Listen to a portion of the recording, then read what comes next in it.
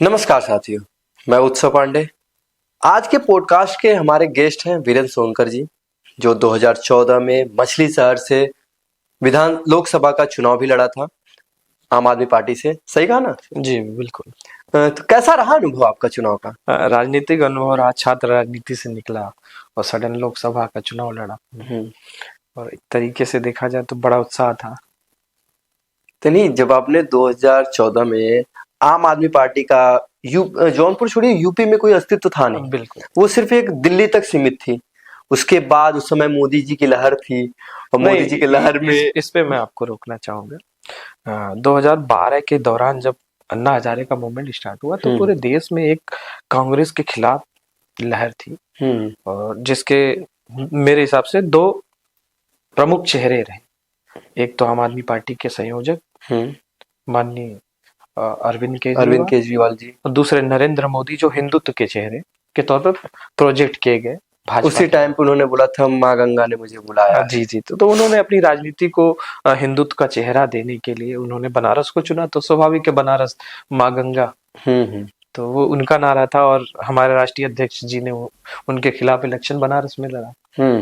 तो चूंकि हमारी लोकसभा सीट भी बनारस का एक विधानसभा लेते हुए बनी, तो जिसमें मुझे लड़ने का अवसर मिला और बड़ा अच्छा अनुभव रहा। बड़ी अच्छी लड़ाई लड़ी आम आदमी पार्टी ने बनारस में और मोदी को पता चला कि हाँ, चुनाव इतना आसान भी नहीं है। और दूसरी पोजीशन पे 2,75,000 वोट, अगर आम आदमी पार्टी जिसका संगठन उत्तर प्रदेश में ही क्या भारत में पहली बारी चुनाव लड़ रहे हैं और 2,75,000 अगर आपको वोट पड़ते हैं, मोदी को आप कड़ी टक्कर देते हैं, तो बेहतर रहा हमारा इलेक्शन 2014 का। तो 2014 के इलेक्शन का अच्छा रहा। इसके बाद आगे की कोई रणनीति सोचे है कि नहीं?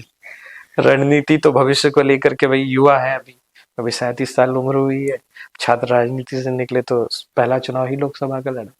तो आगामी भविष्य में विधानसभा लोकसभा को देखते हुए चल ही रहे हैं राजनीतिक तौर पे। जिस तरीके से 2014 में आप 5वें स्थान पे थे मछली शहर लोकसभा सीट पे, तो उसके बाद ये बहुत कम अल्प आयु थी आपकी, बहुत कम एज था उस समय आपकी। तो ऐसा नहीं लगा, रिग्रेट हुआ कि यार मैं इतने कम एज में आ गया चुनाव लड़ने, चुनाव के मैदान में आ गया और कोई चुनाव जीता भी नहीं, उसके बाद कोई रिग्रेट हुआ था कि नहीं? नहीं, रिग्रेट नहीं हुआ। और क्योंकि आज की जो यूथ है ना, वो एक बार हार जाते हैं या किसी चीज में फेल हो जाते हैं तो रिग्रेट करने लगते हैं, यार ये छोड़ो, मेरे बस का नहीं है। कहीं ऐसा रियलाइज हुआ था आपको? नहीं, मुझे ऐसा नहीं हुआ। मैं तो दूसरी मिट्टी का बना हूँ, जौनपुर की माटी से निकला, सिराजे हिंद की धरती से। और बड़े लड़ाकू होते हैं जौनपुर के लोग, हार नहीं मानते। हाँ, कहीं कहीं लट्ठबाज भी हो जाते हैं। हाँ, स्वाभाविक है। तो मेरा मानना ये था कि इतना अच्छा प्लेटफॉर्म मिला है राजनीतिक तौर पर, जो जनरली फर्स्ट जनरेशन को नहीं मिलता है। मेरा कोई राजनीतिक इतिहास मेरे परिवार का नहीं रहा। मैं एक सामान्य परिवार से आया और ऊपर से दलित चेहरा था। तो मुझे लगता है कि औरों की अपेक्षा ज्यादा स्ट्रगल है, पर जिसका निरंतर मैं देखते हुए काम कर रहा हूँ अपने राजनीतिक करियर को आगे बढ़ाने के लिए। हाँ, वो कह सकते हैं कि वर्तमान सरकार जिस तरीके की है उसमें हम जैसे चेहरे कहीं खो गए हैं। बिल्कुल। हाँ, ये बात तो आपने सही कही कि क्योंकि ये बार बार सुनने को आ रहा है कि नए जो हम पुराने चेहरे हैं उनको पीछे दबा के नए चेहरों को उभारा जा रहा है।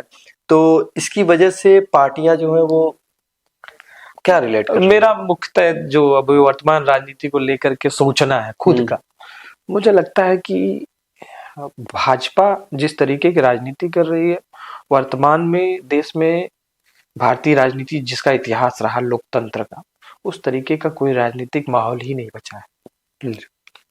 तो एक सवाल, बहुत गंभीर सवाल है। हाँ। अरविंद केजरीवाल के नेतृत्व या संजय सिंह का नेतृत्व? हमारा तो मानना है कि अब देश में आम आदमी पार्टी को संजय सिंह को नेतृत्व देना चाहिए। उनकी स्वीकार्यता उत्तर प्रदेश ही नहीं पूरे देश में एक फायर ब्रांड नेता की है, ईमानदार नेता की है, जिसपे कोई दाग नहीं है। भाजपा ने तमाम एलिगेशन लगाए, तमाम लोक लुभावन उनको वादे किए, उनको चाहते थे पार्टी तोड़ करके वो भाजपा में शामिल हो जाए। इवन चाहते तो मंत्रिमंडल में भी जा सकते थे, पर उन्होंने किसी भी तरीके के लोक लुभावन के जितने भी ऑफर है सबको अस्वीकार करते हुए बेहतरीन राजनीति का उदाहरण दिया है। विपक्ष में तेज तर्राक राज्यसभा के नेता है और पूरा देश सुनता है उनको, उनके देश में स्वीकारता है। और हमारी पर्सनल ओपिनियन अगर आप लेंगे तो मेरा मानना है कि आम आदमी पार्टी की तरफ से एक बढ़िया चेहरा वो बनेंगे अगर उनको विपक्ष की तरफ से लाया। लेकिन अगर यूथ की बात करें हम, तो संजय सिंह ने एक जम्मू कश्मीर से एक बयान दिया था जो बहुत विवादित हुआ था। शायद आपको भी याद होगा, नहीं याद होगा तो मैं बता देता हूँ। उन्होंने कहा था कि नेपाल के जेनजिस से भारत के जेनजिस को सीख लेनी चाहिए। उसके बाद बहुत बवाल हुआ था। सीख लेने का उनका तात्पर्य ये नहीं था कि नेपाल में जिस तरीके से वहां के जिंजी ने तख्ता पलट किया उन्होंने, उनका कहने का मतलब था कि पहले की जो यूथ अपने यहाँ की होती, जिसे अब जेनजी आप कहते हैं आपकी जनरेशन में, हमारा मानना है कि वो कह रहे थे कि यूथ तो हमेशा सत्ता के अगेंस्ट आंदोलन छेड़ी, चाहे वो नौकरी को लेकर के, चाहे अपने भ्रष्टाचार को लेकर के, अपने हितों को लेकर के युवा हमेशा सड़कों पे रहे हैं। अब के युवा भाजपा के समय में मुझको ऐसा कहीं करते हुए दिखाई नहीं दे रहा, तो उस पे उनका वो कटाक्ष था और उसको लेकर उन्होंने कहा था। वो सारी बातें जो कही गई, उनका कहने का मतलब ये था। तो मतलब आप भी थोड़ा सा घुमा रहे हैं बातों। नहीं, मैं घुमा नहीं रहा हूँ। वर्तमान राजनीति को देखते हुए हर व्यक्ति जो है बचना चाहता है कि किसी तरीके की कंट्रोवर्सी। तो संजय सिंह इस समय दौरा बहुत कर रहे हैं, पदयात्रा। ये प्रेरणा कहाँ से मिली उनको? कहीं राहुल गांधी से तो नहीं मिल गई ना? संजय सिंह का अगर आप राजनीतिक इतिहास देखेंगे तो पहले वो नौकरी कर रहे थे, इंजीनियर थे कोल इंडिया में, और जब वो आए तो गरीबों के हित को लेकर सुल्तानपुर से उन्होंने तमाम कार्य किए। पद यात्राएं, धरना प्रदर्शन, झुग्गी झोपड़ियों पे ठेला खुमचा, तमाम गरीबों के लिए उन्होंने पहले से ही वो कार्य किए हैं, जो वर्तमान में अब देश भर में आपको दिख रहा है। चाहे वो कश्मीर में दिख रहा हो, अयोध्या से इलाहाबाद तक की यात्रा में दिख रहा हो, वो पार्टी के लिए नहीं, वो स्वयं सामाजिक चिंतक के तौर पे भी उन्होंने पहले से काम किए हैं। तो पार्टी अब उनको अब आगे कितना बढ़ाती है वो पार्टी की जिम्मेदारी है। फिलहाल तो उत्तर प्रदेश में अभी ऐसी कोई स्थिति दिखती नहीं है। मतलब उत्तर प्रदेश में अभी आम आदमी पार्टी की उस तरीके से स्थिति, मुझे 2027 में चुनाव भी है, अभी 2026 में निकाय चुनाव भी है। क्या योगदान रहेगा आम आदमी पार्टी का? अकेले लड़ेगी या गठबंधन से? मुझे तो कुछ तो आइडिया होगा आपको। मुझे तो जिस तरीके की, अगर मैं आपकी ये राय जानना चाहूँ, वो अकेले लड़ेगी तो कितना बेहतर कर सकती है, या गठबंधन के साथ जाकर वो कितना बेहतर कर सकती है, या पर्सनल आपका स्पेक्ट्रम इस पे क्या कहता है? हमारा मानना है कि उत्तर प्रदेश में महागठबंधन की तरफ से कांग्रेस और सपा का अलायंस है। आम आदमी पार्टी अगर अलायंस में शामिल होती है तो परिणाम कुछ बहुत ज्यादा बदलने की उम्मीद नहीं है। परिणाम बदलने की उम्मीद नहीं है अगर अलायंस में आम आदमी पार्टी जाती है। जी। अगर निश्चित तौर पर अगर अकेले लड़ती है तो कुछ बेहतर कर सकती है। अकेले लड़ने पे भी कोई बहुत वोटिंग परसेंटेज का भी कोई वो नहीं है। परिणाम अकेले लड़ने भी वही है हमारा, और साथ में लड़ने पे भी वही। जी बिल्कुल। तो संजय सिंह दौरा पे दौरा किए जा रहे हैं, कह रहे हैं कि निकाय चुनाव में भी हमारे बहुत अच्छे आएंगे नंबर्स, और विधानसभा का जब चुनाव होगा तो हम खदेड़ के रखेंगे। एकदम जोर शोर से लगे हुए हैं। अभी मिर्जापुर से बनारस का यात्रा होगा मोदी जी के गढ़ में। बनारस तो हमेशा भारत की राजनीति का केंद्र अब बन गया है। तो प्रत्येक नेता की अपनी जिम्मेदारियां हैं, संजय भाई साहब की भी जिम्मेदारियां हैं, वो भी अपने बयान देते हैं।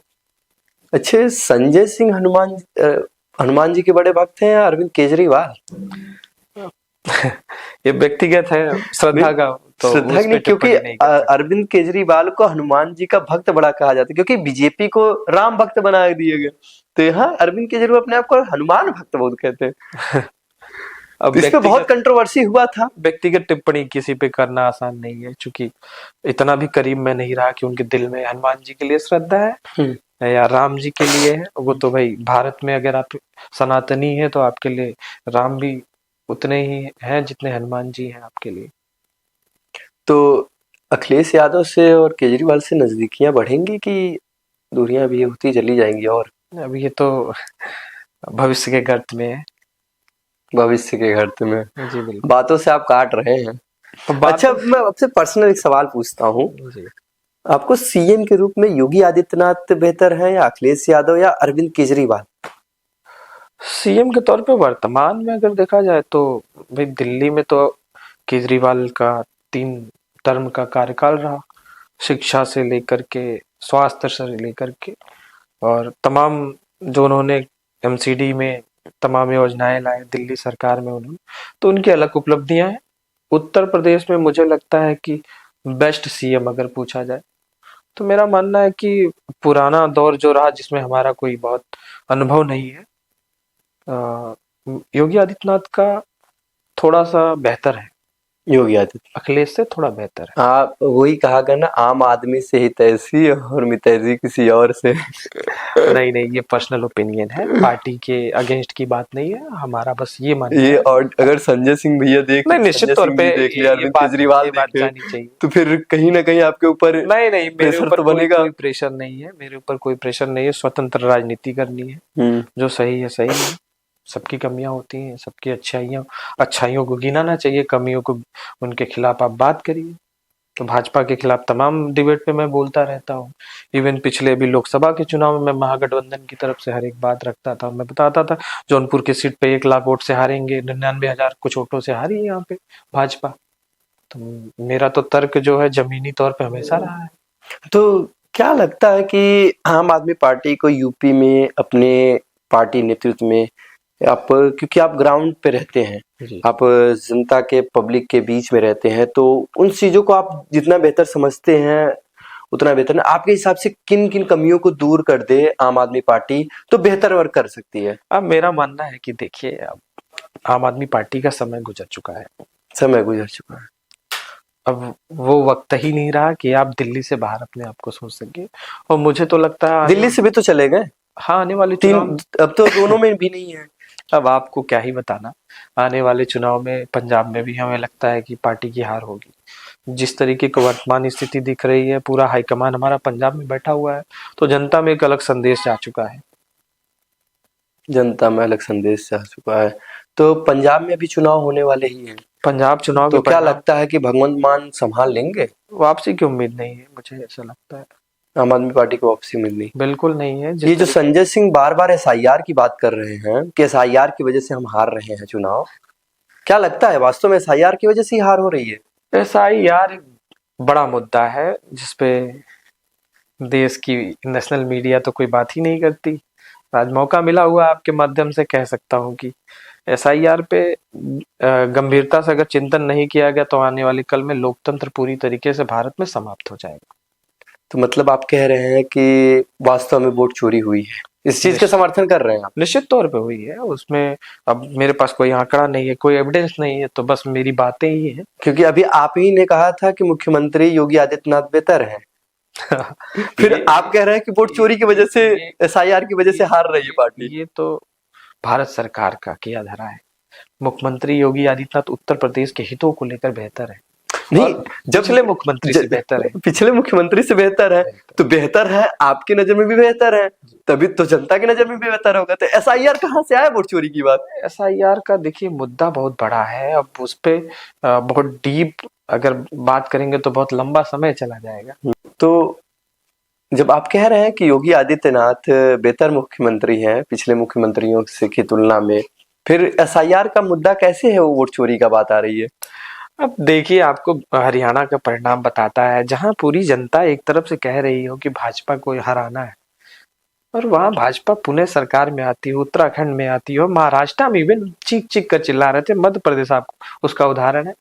अगर बिहार में भी तो चीख चीख के चिल्ला रहे थे सब। बिहार में मेरा मानना है कि निश्चित तौर पे कुछ ना कुछ गतिविधियां हुई, पर ये 4 स्टेट जो इसके पहले के चुनाव को हुए, वो पूरी देश की मीडिया ने भले से नहीं दिखाया हो, पर आप डिजिटल मीडिया के माध्यम से जो सुना मैंने, जो आप लोगों ने दिखाया है, वो देख रहा है ये पूरी जनता।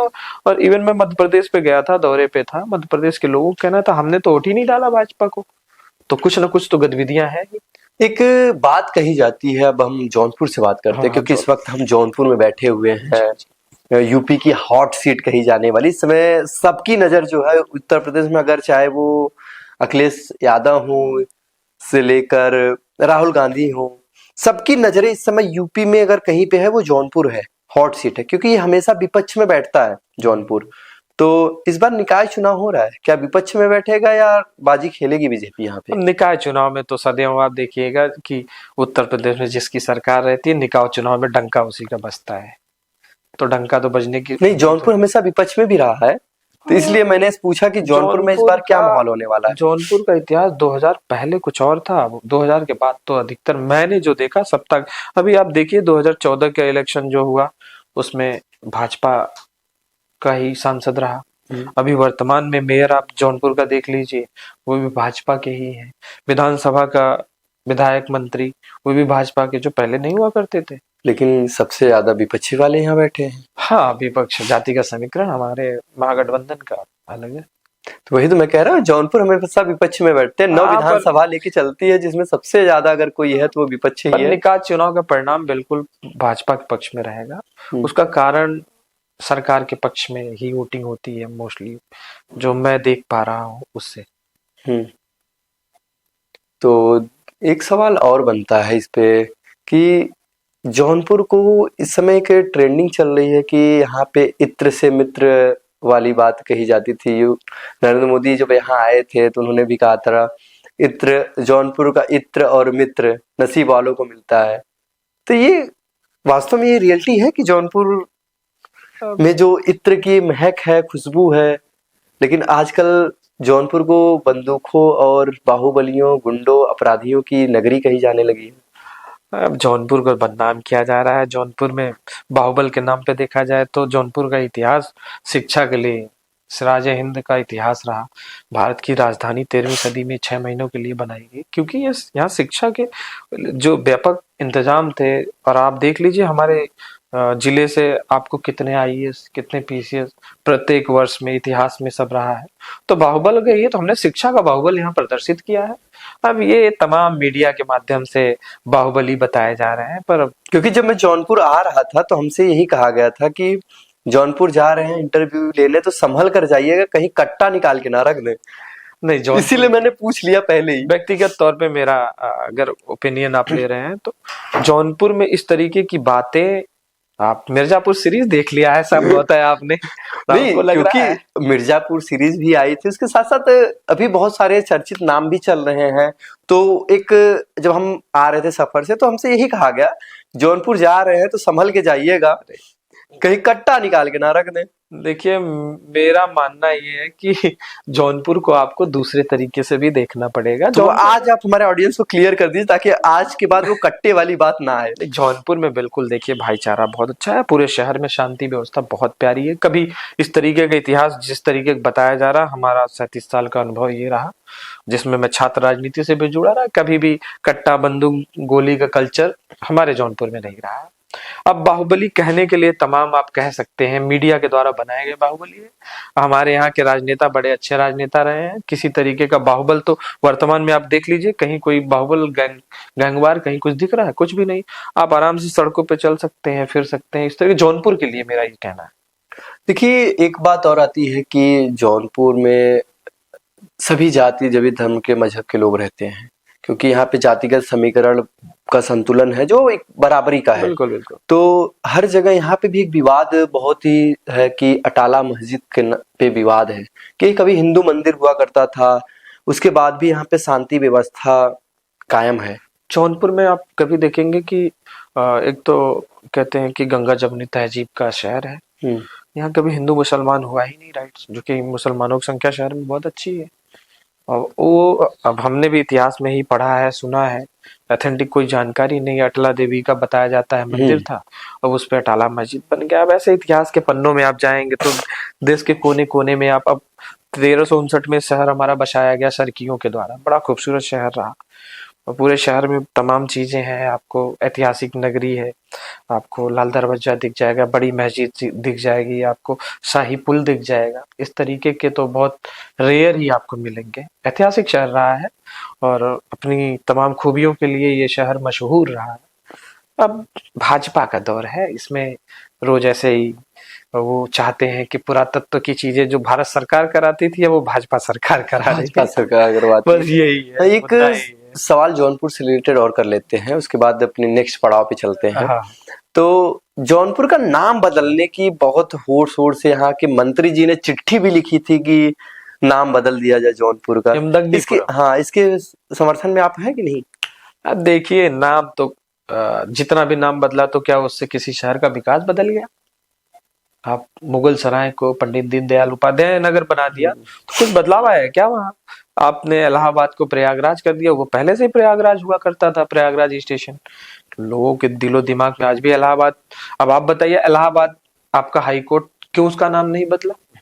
बदलना चाहिए था। फिलहाल इससे भारत सरकार को या प्रदेश सरकार को नाम बदलने से आर्थिक क्षति बहुत होती है, कोई लाभ नहीं है।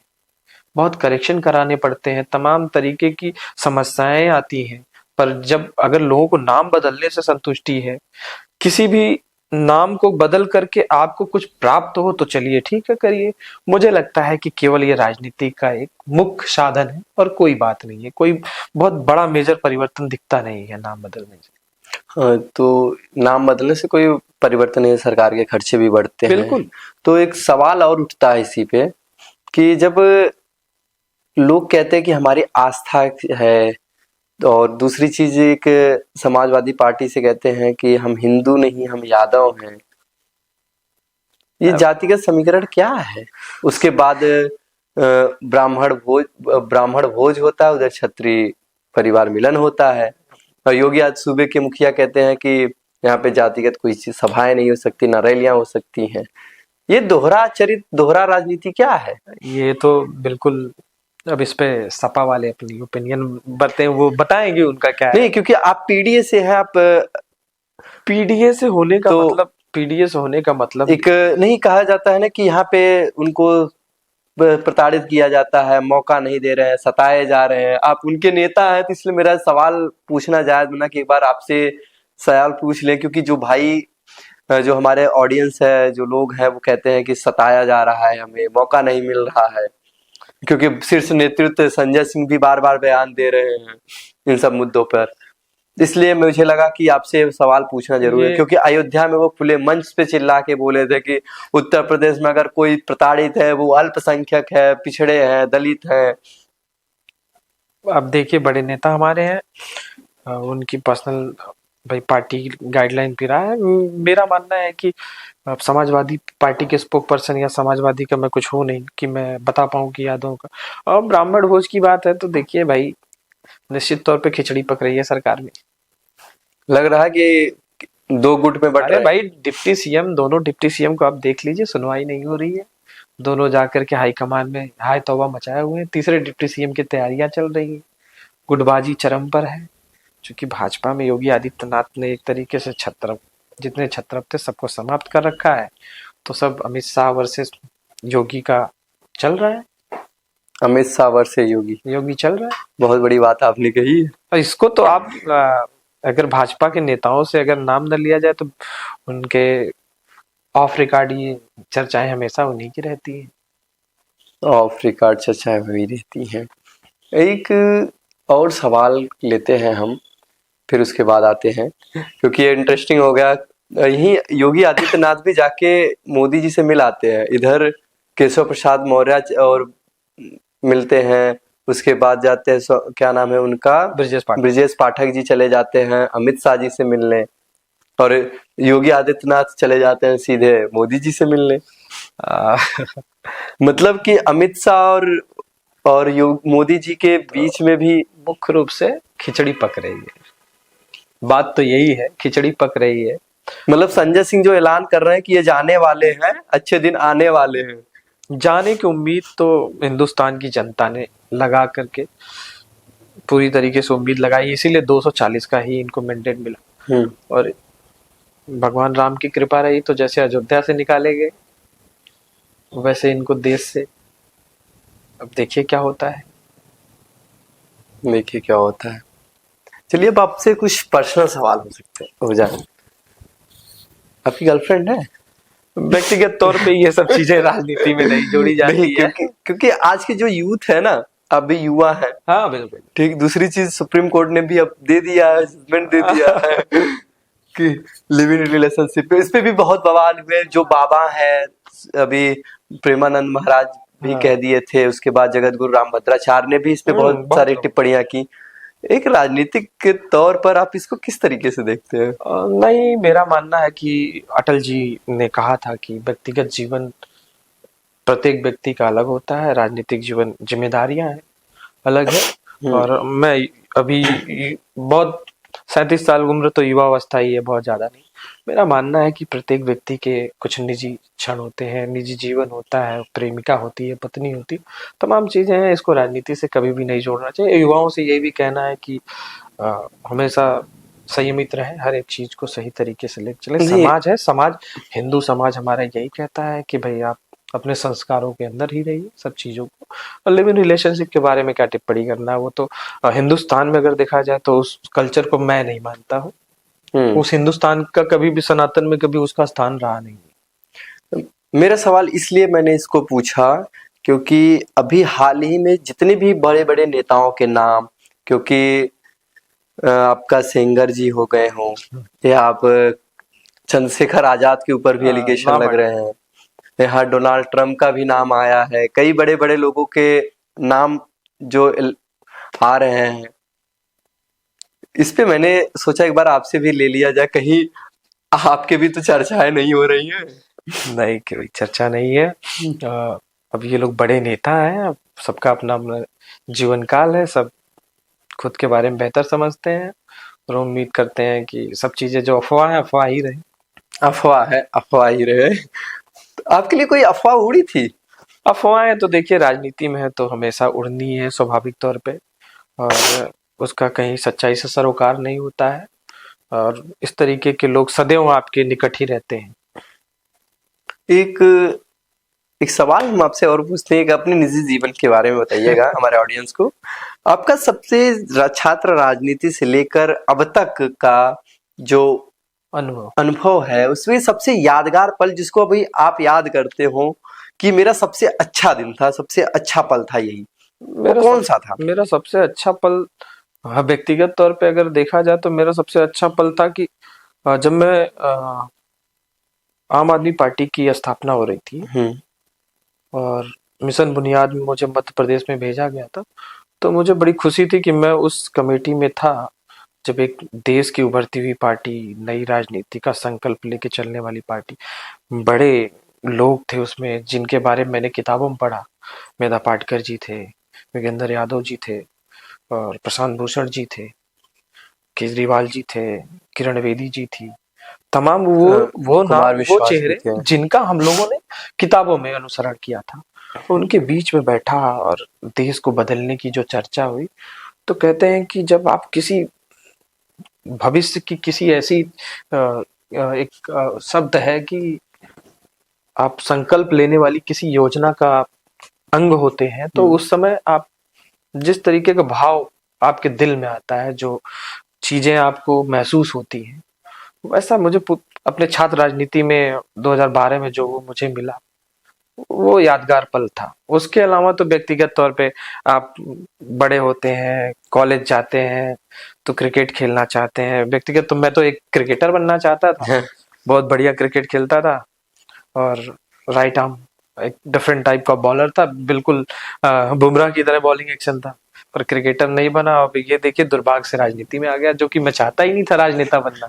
यही होता है कि हम चाहते कुछ और हैं और कुदरत कहीं और लेके जाती है। एक सवाल हम आपसे पूछते हैं कि बार बार नेहरू के ऊपर आरोप लगाए जाते हैं, बीजेपी की तरफ से एलिगेशन लगाए जाते हैं, आपको क्या लगता है कि नेहरू जी ने वास्तव में गलत किया था, गलतियां की थी सारी? देखिए नेहरू को भाजपा के वो व्हाट्सएप ग्रुप जो है या आईटी सेल उनका नेहरू के बारे में जिस तरीके का एलिगेशन लगाते हैं, नेहरू को बिना पढ़े हिंदुस्तान को आप समझ ही नहीं सकते हो। गांधी जी और नेहरू जी को बिना पढ़े हिंदुस्तान की कोई तुलना ही नहीं है। और नेहरू जी ने जब इस देश की कमान संभाली थी तो लोग कहते हैं कि सरदार पटेल को, अब मैं तो अमित शाह जी से बड़ा डिसअपॉइंटेड। हाँ, एक नेहरू जी के ऊपर एक्सीडेंटल प्राइम मिनिस्टर उन्होंने जो कहा वो इनके लिए नहीं था। एक्सीडेंटल प्राइम मिनिस्टर उन्होंने कहा था मनमोहन सिंह के लिए, अमित शाह ने। इवन मैं आपको बता रहा हूँ लोकसभा में उन्होंने कहा कि अब आम चुनाव, भारत का प्रथम आम चुनाव 1951 में होता है। अब ये कहते हैं कि आप प्रधानमंत्री के तौर पे सरदार पटेल को सारी समिति ने चुना। तो भाई वो उस समय तो वो थे ही नहीं, स्वर्गवासी हो चुके थे।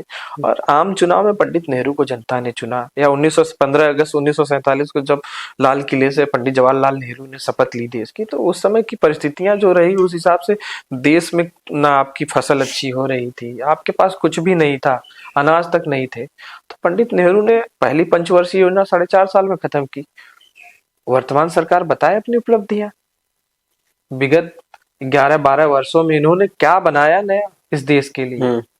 भाई नहीं, बीजेपी वाले तो कहते हैं हम कितनी इंडस्ट्री लगा दे, फैक्ट्री लगा दे, एम्स बनवा दिए, और भाई जो एम्स है आपका, सड़कों का जाल बिछा आईआईटी है, दिए। आईआईटी है, एम्स है, आपके बांध है, आपका जो इंडस्ट्रियल सोच उनकी रही, और उत्तर प्रदेश हमारा जौनपुर जिला यही है, सतहरिया राजीव गांधी ने बनाया, फूलपुर राजीव गांधी ने बनाया, भदोही औद्योगिक क्षेत्र राजीव गांधी ने बनाया, नोएडा को उन्होंने ही बनाया। ये क्या नया बना दिए हैं जरा बताएं। ये तो केवल क्या कर रहे हैं, हमारे यहाँ गन्ना मिल थी, उसको बेचने का कार्य विगत पिछली सरकारों ने किया, 90 के बाद कांग्रेस यहाँ नहीं रही, तमाम चीजें। भाजपा अपनी उपलब्धियों के तौर पे कुछ भी विशेष नहीं गिना सकती है। भाजपा क्या करती है, नेहरू जी को तमाम अशब्द जो भी उनको बोलना है, क्योंकि पंडित नेहरू भारत की आत्मा है। पंडित नेहरू को हिंदुस्तान से अलग किया ही नहीं जा सकता, इसलिए बार बार भाजपा इसीलिए अटैक करती है गांधी परिवार, पंडित नेहरू। अब बताइए, गांधी के हत्यारों को अब देशभक्त मान सकते हैं क्या? हाँ, ये सवाल मेरा आने वाला था कि एक टीम लगी हुई है आतंकवादी घोषित करने में गोडसे को, एक टीम लगी हुई है देशभक्त बनाने के लिए। अब जनता बीच में फंस रही है। अब बताइए, देशभक्त माने या आतंकवादी माने। देश के जननायक को, एक बूढ़े इंसान को गोली मारना कहाँ का शौर्य था? व्यक्तिगत तौर पे मैं वहां उपस्थित तो था नहीं, मेरी उम्र नहीं है टिप्पणी करने की। तो जिस तरीके से भाजपा गोडसे को मानती है, गोडसे जिंदाबाद करती है, तो हमको लगता है कि या तो हमारे यशस्वी प्रधानमंत्री विदेश में जाकर जब गांधी जी की बात करते हैं तब ये लगता है कि ये जिस तरीके की बातें करते हैं, इससे आपको ऐसा नहीं लगता कि चाल और चरित्र में कितना अंतर है? जब ये विदेशों में जाते हैं तो क्यों नहीं गोडसे की बातें करते, खुले मंच से जाकर बात करें। ओबामा से पुतिन भी आया तो गांधी जी के समाधि पे क्यों हमेशा इनको गुजरात में गांधी आश्रम ही जाना पड़ता है? क्यों दांडी यात्रा की बात करनी पड़ती है? क्यों गांधी जी के बारे में इनको तमाम चर्चाएं करनी पड़ती है? मतलब गांधी को गाली भी देंगे और गांधी के बिना जी भी नहीं पाएंगे। गांधी हिंदुस्तान की रग रग में है। गांधी आज नहीं, इतिहास के पन्नों में जैसे है ऐसे हिंदुस्तान की सोच में गांधी है। हिंदुस्तान की सोच में गांधी है।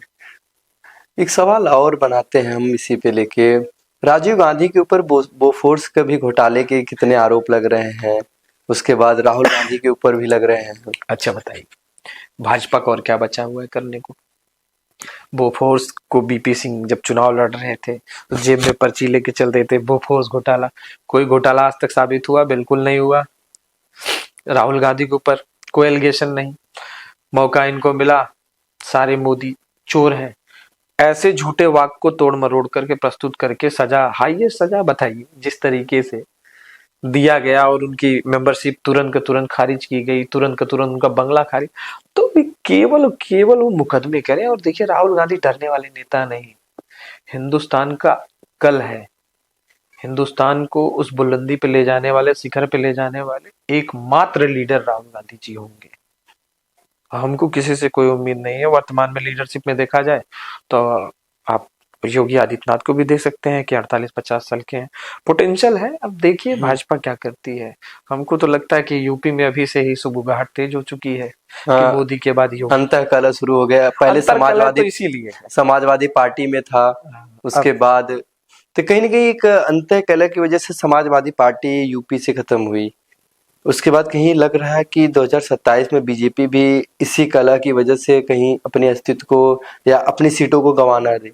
नहीं, मेरा व्यक्तिगत तौर पे अगर पार्टी से हट के बात की जाए तो मुझे ऐसा लगता है कि अभी खेल कुछ और खेला जा रहा है। राष्ट्रीय नेतृत्व कहीं बसपा के साथ अलायंस के पक्ष में जा रहा है, और अगर बसपा और भाजपा के अलायंस होता है तो मेरा मानना है कि आप यहाँ का मैंडेट देखेंगे, उत्तर प्रदेश का 350 पार का मैंडेट रहे एनडीए अलायंस का।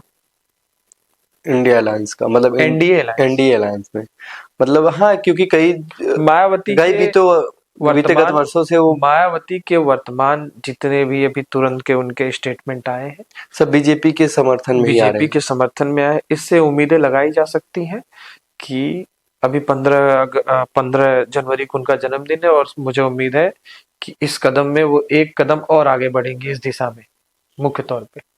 और अलायंस की पूरी संभावना है, मेरा पर्सनल मानना है। दूसरी चीज, अब कांग्रेस से ले लेते हैं एक, आज प्रियंका वाड्रा का भी जन्मदिन है।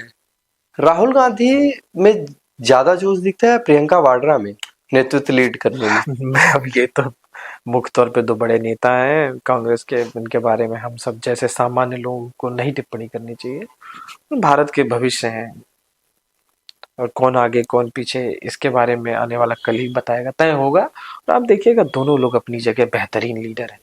हिंदुस्तान की राजनीति में दो डायनामिक चेहरे अभी तो विपक्ष में है, जब सत्ता आएगी तो आप देखिएगा हिंदुस्तान का कायाकल्प करने में मुख्य महत्वपूर्ण भूमिका में यही दोनों चेहरे आपको नजर आएंगे।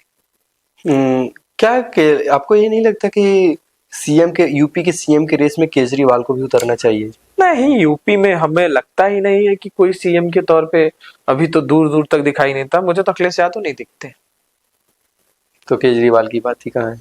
केजरीवाल की कोई भूमिका ही नहीं है। अब केजरीवाल आने वाले कल में दिल्ली के चुनाव में भी नजर नहीं आएंगे आपको, देख लीजिएगा। तो मतलब आम आदमी पार्टी खत्म ही नजर आ रही है आपके हिसाब दिल्ली से? में अब मुझे लगता है जिस तरीके की वर्तमान स्थितियां हैं सिमटती जा रही है पार्टी। जिस प्रकार यूपी में बसपा हुई उसी तरीके से हाँ, दिल्ली। पूर्णतः लग रहा है, क्योंकि पूरा हाईकमान हमारा पंजाब में बैठा हुआ है। हाँ, एक आता है कि केजरीवाल हार गए चुनाव तो पंजाब जाके छिप गए। छिप नहीं गए, बड़ी दायित्व होते हैं, हाईकमान है वो, पर घोर निराशा है। कि दिल्ली छोड़ क्यों दिल्ली दी? के पार्टी कार्यकर्ताओं में घोर निराशा है। चुनाव हारने का कई कारण रहे, जिसमें मुख्य कारण अरविंद केजरीवाल भी रहे। तो कि आपको नहीं लगता कि संजय सिंह को जहाँ दिल्ली में आम आदमी पार्टी के अस्तित्व थी, वर्चस्व था, तो संजय सिंह को यूपी में न होकर दिल्ली के लिए काम करना चाहिए था? अरे यूपी में भैया, यात्रा पे यात्रा कर रहे हैं। आप तो अभी कवर कर रहे हैं भारतीय राजनीति को।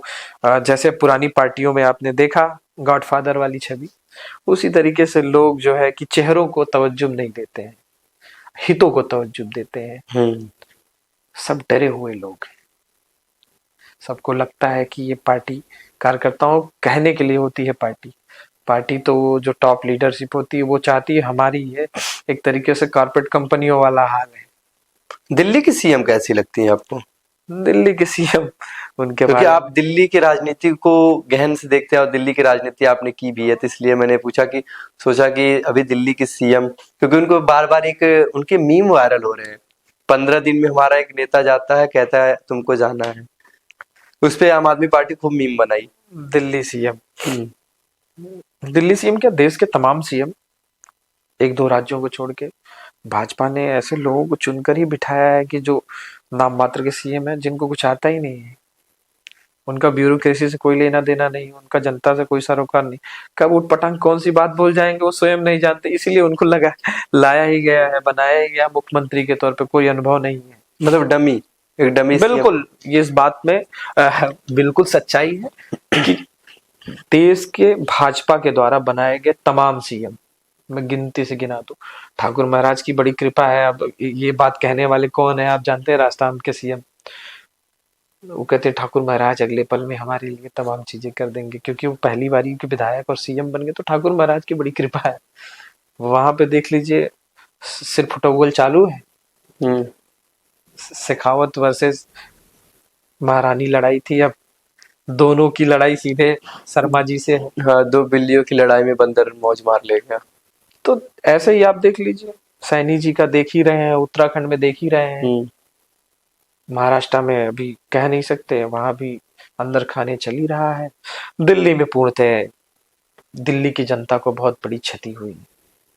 बीजेपी के ऊपर एक एलिगेशन बहुत लगता है वो हिंदू मुस्लिम करती है, और इस खास करके योगी आदित्यनाथ के ऊपर ये टिप्पणी ज्यादा की जाती है कि वो हिंदू मुसलमान ज्यादा करते हैं।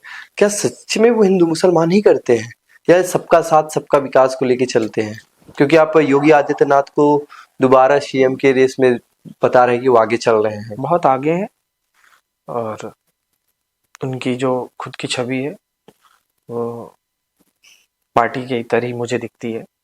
व्यक्तिगत तौर पर उनके कई इंटरव्यू में आप देखेंगे तो जिस तरीके की बात करते हैं वो सामाजिक तौर पे भी बात करते हैं। उन्होंने एक जगह एक इंटरव्यू में कहा नहीं कि अगर आपको एक गाल पे कोई थप्पड़ मार दे तो मेरा मानना है कि अगर आप दक्ष व्यक्ति होंगे तो आप तुरंत उसका जवाब दोगे।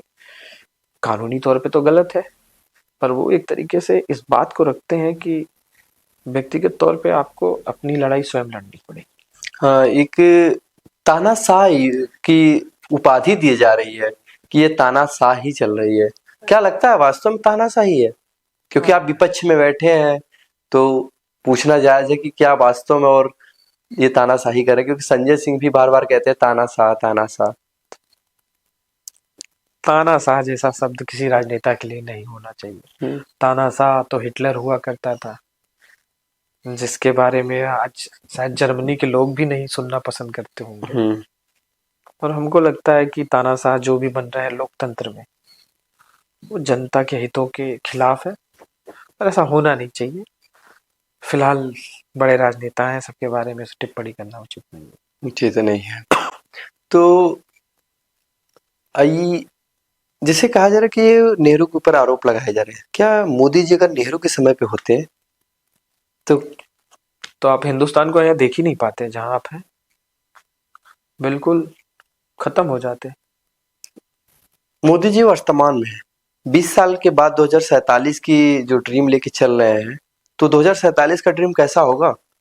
हाँ बिल्कुल, आपके हिसाब से? बिल्कुल उनका दिखाया ड्रीम तो लगता है कि बिल्कुल भारत आपको 2047 में बिल्कुल अमेरिका से काफी आगे निकल चुका होगा। हवाई यात्रा तो छोड़िए, हमारी सड़कों पे गाड़ियां चलने की जगह हवा में उड़ना चालू कर देंगी। जिस तरीके के सपने उन्होंने 2014 के इलेक्शन में दिखाया था, 15 लाख प्रत्येक व्यक्ति के खाते में, उसी तरीके का कुछ सपना ये भी 2047 का है। 2047 का विजन जो मोदी के ऊपर लगता है, बार बार आरोप लगाया जाए कि डोनाल्ड ट्रंप से डरे हुए हैं, डरे हुए हैं। हाँ डरे हुए हैं, इस बात पे कोई डिनाई करने की बात नहीं है, बिल्कुल डरे हुए हैं। ट्रम्प जी, अमेरिका का दुर्भाग्य है कि ट्रम्प जैसा राष्ट्रपति उनको मिल गया है जो बात बात में टैरिफ प्लान बढ़ाने की बात करता है। इससे मुझे ये लगता है कि अमेरिका कहीं ना कहीं चाइना से पीछे छूटता जा रहा है। बौखलाया हुआ है अमेरिका। बिल्कुल बौखलाया हुआ नहीं है, ये अमेरिकन पॉलिसी कभी हो ही नहीं सकती थी, वर्तमान राष्ट्रपति की पॉलिसी है। और इस तरीके की कभी भी पॉलिसी अमेरिका की नहीं रही, और हिंदुस्तान का एजेंडा भी फिलहाल इस तरीके का नहीं रहा जिस तरीके का माननीय मोदी जी का है ट्रम्प को लेकर के। जैसे अभी पिछली लड़ाई पाकिस्तान से जो हमारी हुई, जिसमें हमारे 5 राफेल की बातें हुई, उस पे इनको खुल करके आके बोलना चाहिए था। बार बार 27-28 बार ट्रम्प ने चर्चाएं की कि लड़ाई मैंने रुकवाई, मैंने डरा धमका के ट्रेड वार की बातें की। इस पे इनको कम से कम एक बारी लोकसभा के पटल पर इनको इस पे चर्चा करा लेनी चाहिए थी, इस पे स्पष्टीकरण दे देना चाहिए। हाँ, कि अभी देश की जनता को एकदम मैसेज आप लोकसभा से देते, आप मीडिया बाइट में आके बोलते हैं कि हमारा एक भी फाइटर जेट नहीं गिरा है। तो अगर जो भी बोलना है तो आप लोकसभा के सदन में बोलना चाहिए था, और बाकी तो राजनीति है, तो राजनीतिक रोटियां सेकी जा रही हैं। ओवैसी को आप किस तरीके से इस समय देख रहे हैं? पहले की अपेक्षा में ओवैसी ठीक थे या अब के? न पहले अपेक्षा के लिए तो सही थे, देश के लिए, न अब है अपनी पार्टी के लिए बहुत अच्छे हैं। क्योंकि अब उनके पहले के जो बयान थे वो बहुत तीखे, बहुत भड़काऊ थे। अब तो वो उनके जो भी बयान आ रहे हैं वो पाकिस्तान को लपेट रहे हैं। वो भाजपा की बी टीम है, उनको पता चल गया है कि अब हमारा जो है भांडा फूट गया है, तो इसलिए अब वो अपने आप को देश परस्त बनाने में लगे हैं कि हम बस यही है उनका, और क्या है। उन्होंने कहा भी था कि हमने इंडिया गठबंधन से अलायंस की बात की थी, हमें नहीं मौका मिला। इंडिया अलायंस में उनकी कोई भूमिका हो ही नहीं सकती। केजरीवाल क्यों इंडिया अलायंस से अपने आप को अलग कर लिए? क्या लगता है कि ये इनका फैसला सही था? क्योंकि इंडिया अलायंस को एक साथ एक मंच पे लाने वाले केजरीवाल ही थे। नहीं, ये भी गलत है। इंडिया अलायंस को एक मंच पे लाने के लिए काफी दलों का बहुत योगदान, लेकिन शिरकत इन्होंने ही किया था। हर जगह जा जाके ममता बनर्जी से जाके मिलना, फिर उसके बाद इस तरीके लालू का जी से मिलना। इस तरीके का प्रयास इंटरनल सर्वे में पार्टियों का चल रहा था। अब मीडिया के माध्यम से दिखाया जाता है कि केजरीवाल जी थे, नीतीश कुमार जी थे, ममता बनर्जी थे, तमाम लोग थे, अखिलेश यादव थे, काफी बड़े दल रहे हैं। तो ये मुद्दा है ही नहीं वर्तमान में, इंडिया अलायंस ऑलरेडी तटस्थ है। चलिए, बहुत बहुत धन्यवाद, आपने अपना कीमती समय हमें दिया। आपका भी धन्यवाद। आज की चर्चाएं बहुत हुई, कुछ सवाल तीखे हुए, कुछ नॉर्म सही सवाल हुए, जवाब भी आपको मिले अच्छे अच्छे। ऐसे तमाम खबरों के लिए, तमाम समाचारों के लिए हमारे साथ बने रहे, देखते रहिए हमारा चैनल। जय हिंद, जय भारत।